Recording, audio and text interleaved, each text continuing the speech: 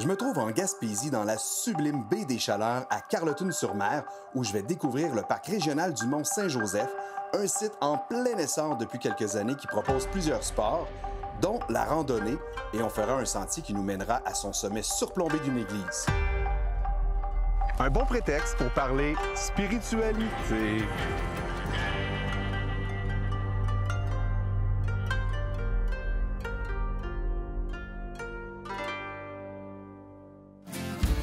Mon nom est Alexis, passionné de rando.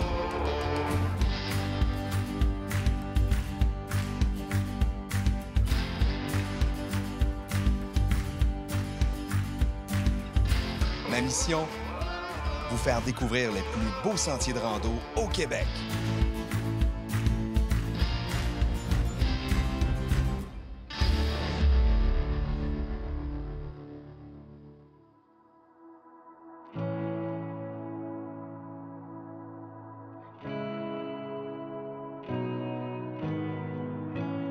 Carleton-sur-Mer est une municipalité de 4000 habitants qui double en saison estivale. C'est un centre de villégiature depuis plus de 100 ans ici dans la baie des Chaleurs. L'offre de plein air s'enracine dans l'environnement mer et montagne omniprésent. On peut y pratiquer l'escalade, le camping, la pêche, la voile, le kitesurf. C'est fou tout ce qu'on peut faire à Carleton-sur-Mer.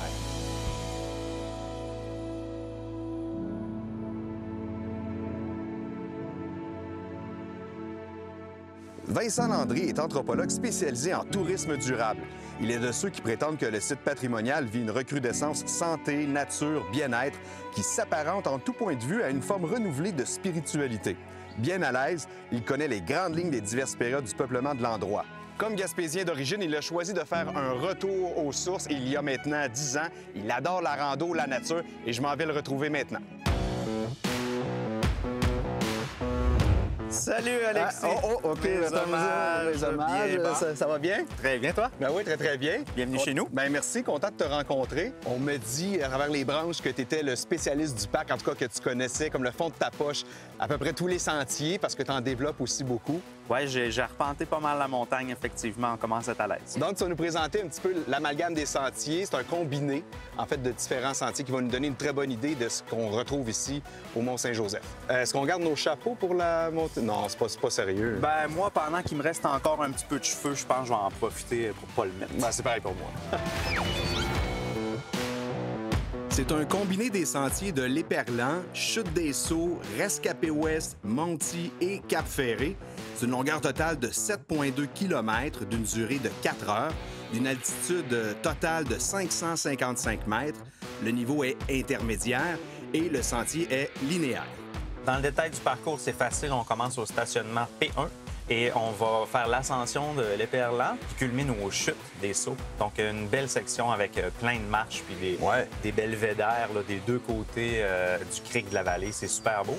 Ensuite, on continue dans un nouveau sentier pédestre qui serpente le long du ruisseau de l'Éperlan jusqu'au pont ici, au repère D, qui franchit le ruisseau de l'Éperlan. Et de là, on fait l'ascension de 500 mètres du Monty, qui porte très bien son nom. C'est abrupt. Ouais. On va se faire des cuisses. On va se faire des cuisses. Ensuite de ça, on arrive au stationnement P2. Et de là, on fait l'autre ascension très caractéristique du Mont-Saint-Joseph, qui est de la mi-montagne jusqu'au sommet de la montagne en passant par le Cap-Ferré, qui nous offre à 2 ou 3 reprises des coups de vue sur la baie des Chaleurs extraordinaires. Jusqu'au sommet qui est la cerise sur Sunday. Hey, génial. Go! Alors, on attaque. C'est parti. All right.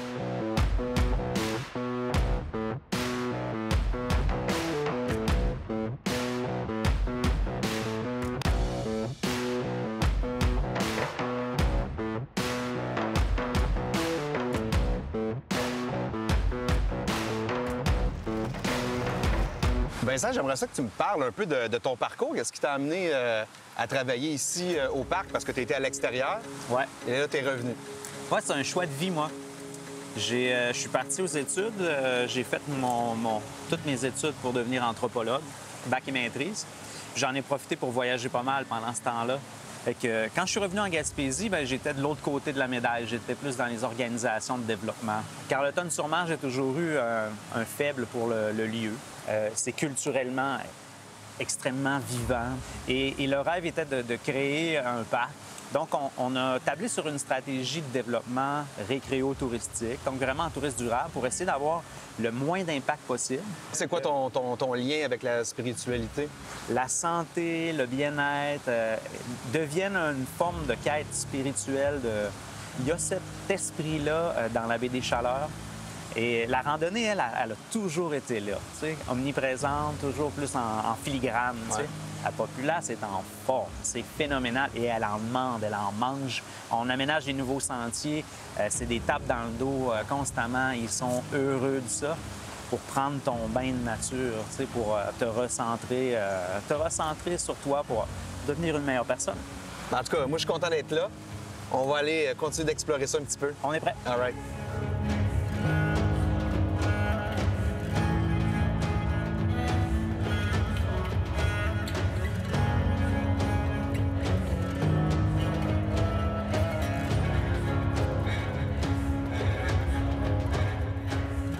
Là, ici, on est évidemment tout près du ruisseau qu'on longe depuis le début ou pratiquement.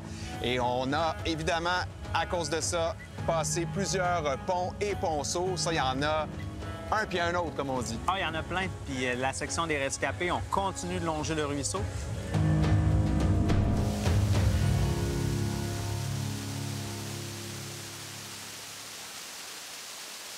On arrive ici à ce qu'on appelle le repère B, qui est le croisement entre le sentier de l'Éperlan et le sentier Les Rescapés. Et là, derrière nous, un Thuya occidentalis, un cèdre communément appelé, de probablement 200 ans, peut-être plus. Et ça veut dire donc qu'il y a une longue présence ici, autant pour la faune, la flore, évidemment, mais aussi les peuples autochtones, évidemment, qui ont peuplé le territoire ici il y a déjà un bon bout de temps. Les plus vieilles traces de peuplement humain en Gaspésie sont entre 8 et 10 000 ans, donc carrément là, au retrait de la mer de Goldthwaite. Ces traces-là sont plus en Haute-Gaspésie, plus documentées en Haute-Gaspésie, mais on voit que ça laisse vraiment des traces sur le territoire aussi en termes de fertilité des sols. Ici, c'est une influence vraiment Micmac. Donc, c'est l'un des 7 grands districts Micmac. Oui. Puis la montagne, bien, comme plein de cultures dans l'humanité, c'est souvent le sommet est souvent le réceptacle d'une grande spiritualité, du lien aux ancêtres. Dans le cas des Autochtones, on se rapproche des ancêtres. Et puis, il y a plein d'autres histoires et croyances là, autour de ça qu'on pourra discuter tout à l'heure sur le sommet de la montagne. Ah, bien, génial. Oui, j'aimerais ça t'entendre davantage là-dessus. Allons-y pour les rescapés. All right.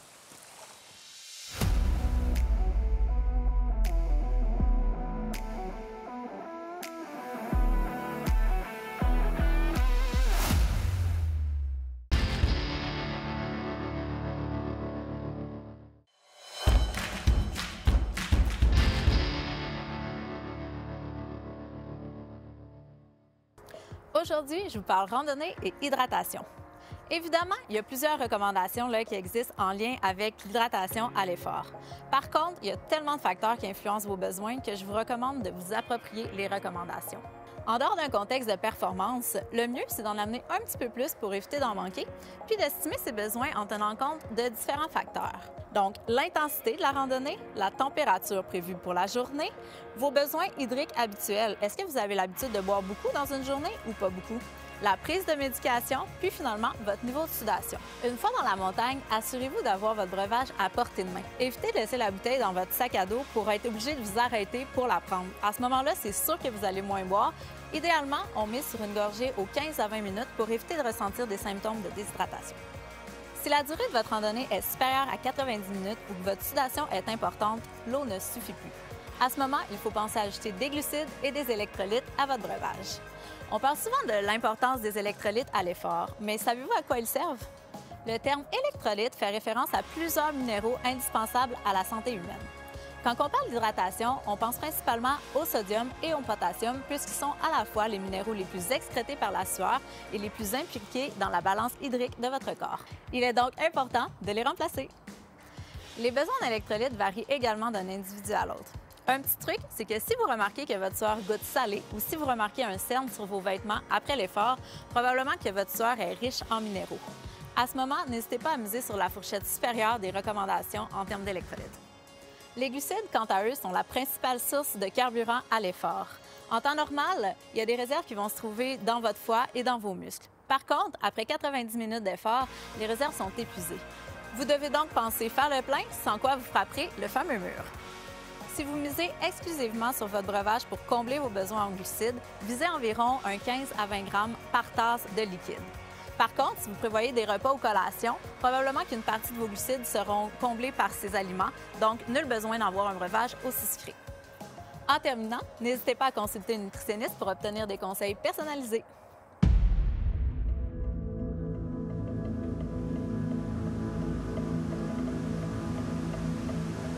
On a un rocher qui surplombe carrément le sentier avec plusieurs couleurs et surtout des arbres survivants comme ce cèdre-là, mais il y en a plusieurs autres aussi en haut.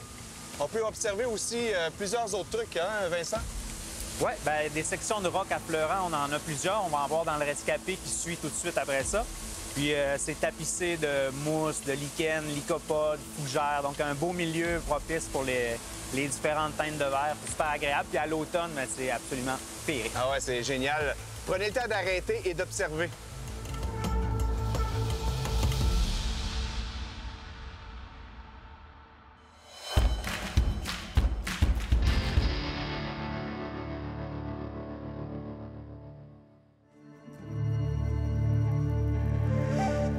Respectez la vie sauvage. Tout comme les premiers Autochtones, apprenez à observer la nature discrètement en la respectant. Ne dérangez pas les animaux ou même les plantes sous prétexte de les observer de plus près. Gardez toujours vos distances et évitez de les effrayer ou de les faire fuir. En règle générale, on essaie de ne pas s'approcher et surtout de ne pas les nourrir ou essayer de les toucher. Ne prenez pas un animal sauvage dans vos bras, ça pourrait augmenter son stress et en plus, on ne peut pas savoir si l'animal est porteur, par exemple, de la rage. Si vous trouvez un animal malade ou en mauvaise posture, avisez un garde forestier.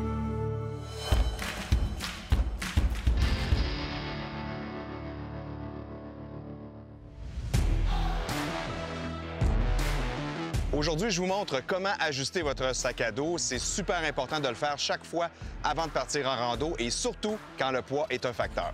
Pour bien ajuster le sac, il faut le faire quand il est chargé et sur nos épaules. On veut que le sac tombe sur nos hanches. Ce sont elles qui vont supporter à 80 % le poids du sac. On va d'abord desserrer l'ensemble des sangles pour pouvoir repartir à neuf. Quand vous allez soulever votre sac, empoignez-le par la courroie centrale. Ça va éviter de briser ton sac et de garder un contrôle équilibré du sac pendant l'opération. À partir de là, on peut enfiler la première bretelle. On soulève ensuite le sac par la ceinture pour positionner l'os de la hanche au centre de la ceinture. On ajuste donc d'abord la ceinture bien serrée. Ensuite, on passe aux bretelles. On les veut bien tendues, gauche et droite. Le truc pour savoir si l'ajustement fait du sens, on devrait pouvoir facilement passer un doigt sous la bretelle au niveau de l'épaule, plus précisément du trapèze. La dernière à considérer va être la sangle de poitrine ou pectorale qu'on veut serrer mais pas trop pour pas compresser la cage thoracique. Dès qu'on sent une pression ici aussi, on arrête.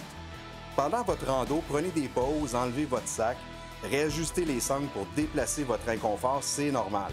On n'est pas né avec un sac à dos. Je dirais dommage, ma mère dirait heureusement. Quand on a terminé notre rando, ça va être important d'enlever notre sac en débutant par où on a terminé. Sangle pectorale, rappel de charge, bretelles et pour finir ceinture. Ça complète, vous allez avoir des ajustements à faire en cours de sentier, mais le gros du travail sera fait. Top rando!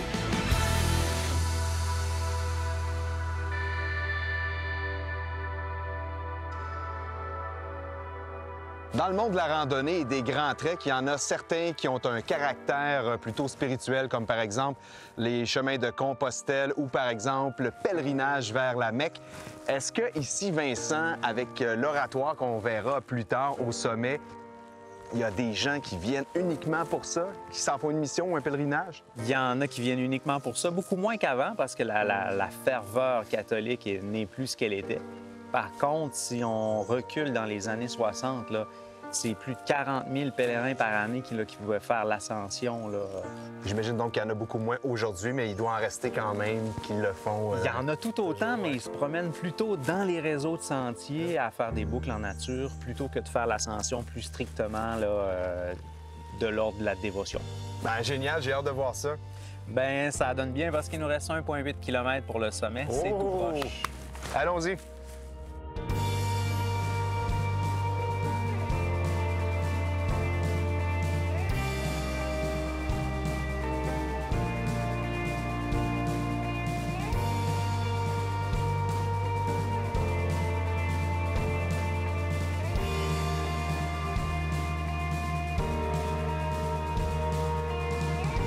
Vincent, c'est super cool. On vient de finir Cap Ferré. On est presque au sommet. Et là, on arrive, il y a les géodomes qui sont installés ici. C'est une nouvelle place d'hébergement que vous offrez au Mont-Saint-Joseph? Oh oui, on a 5 dômes, les géodomes des jardins, qui sont offerts depuis l'année dernière. C'est vraiment captivant pour la population et les visiteurs. Là, c'est comme les statistiques sont en appui, c'est très fréquenté. Et là, on s'est fait prendre par l'appui, fait que ça nous sert bien de les faire découvrir de l'intérieur.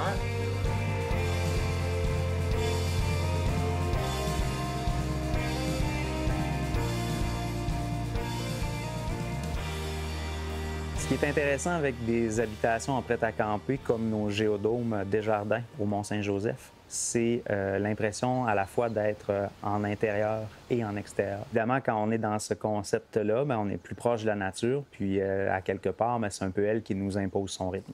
Ah ouais, ça, je suis bien d'accord.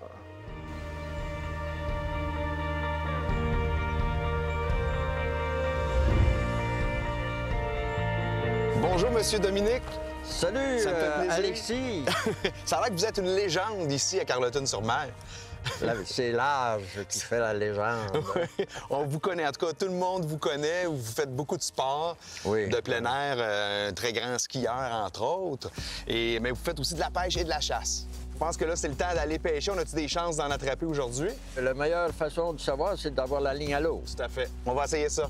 C'est beau. Je vous suis. Vous allez me montrer ça.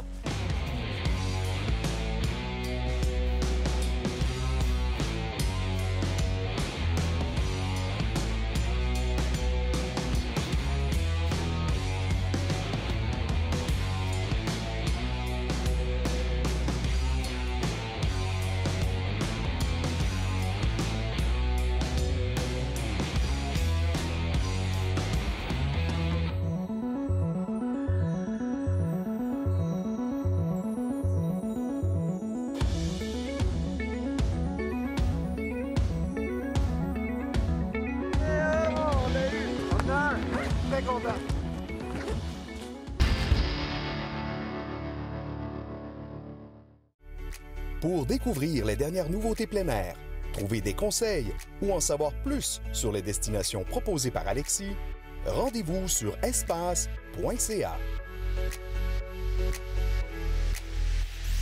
Capsule équipement, on retrouve Alexandre dans l'atelier Racultra. Aujourd'hui, tu nous jases de tente de toit. Effectivement, tente de toit, c'est quelque chose qui est de plus en plus populaire sur le marché depuis 2-3 ans. On va retrouver plusieurs modèles, plusieurs grandeurs de disponibles. Par exemple, on va avoir de la 2, de la 3, de la 4 places. La majorité des tentes viennent avec le double toit déjà d'installer. On a l'échelle qui est intégrée. On a aussi un matelas en mousse à l'intérieur. Il y a possibilité d'acheter des sets de draps, sinon vous pouvez utiliser vos sacs de couchage personnels. Quel type de véhicule peut recevoir ce type de tente? Généralement, ça va être des véhicules qui ont soit des points d'ancrage, des rails ou des montants flush qu'on appelle. Il y a aussi les camionnettes style pick-up où on va avoir des systèmes de bord sur la boîte de pick-up à l'arrière.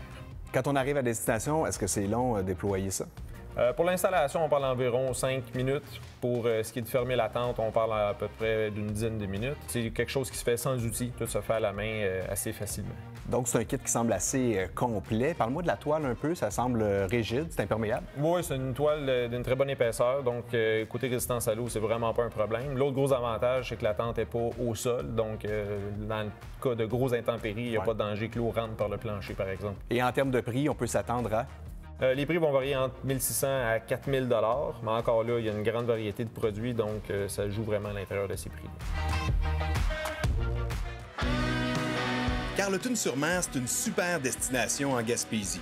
C'est pourquoi vous allez trouver tout ce que vous cherchez en termes d'hébergement. Hôtel au décor actuel avec une touche bord de mer, géodôme au sommet de la montagne avec panorama à couper le souffle, camping et plus encore. Il ne vous reste qu'à trouver votre endroit de rêve. Bonne recherche!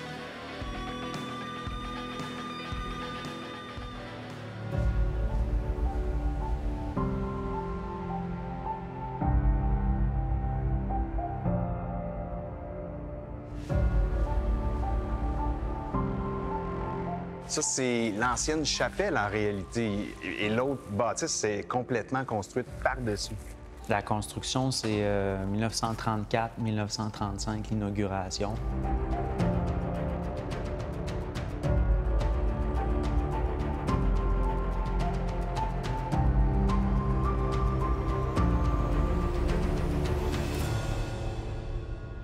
Ça donne vraiment la petite chapelle historique. C'est vers cette chapelle-là qu'on veut revenir là, dans les prochains projets de développement aussi. Ah oui, donc vous allez démolir la carcasse extérieure, autrement dit.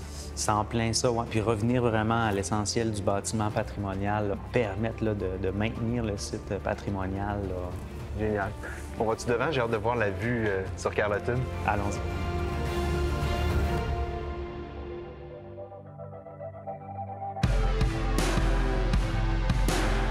Hey, merci Vincent pour la belle journée, vraiment. J'ai découvert un endroit fantastique. On a eu toute température aujourd'hui. On est passé par un amalgame et d'émotions et de météo.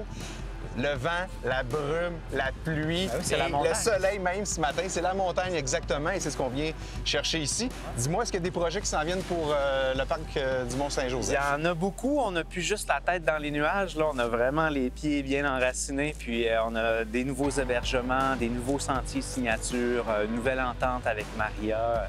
C'est l'effervescence. On est super contents de tout ça. Bien, génial. En tout cas, on est content que ça se passe chez vous, puis on va venir vous voir. Et je rajoute, après le sommet, le collet.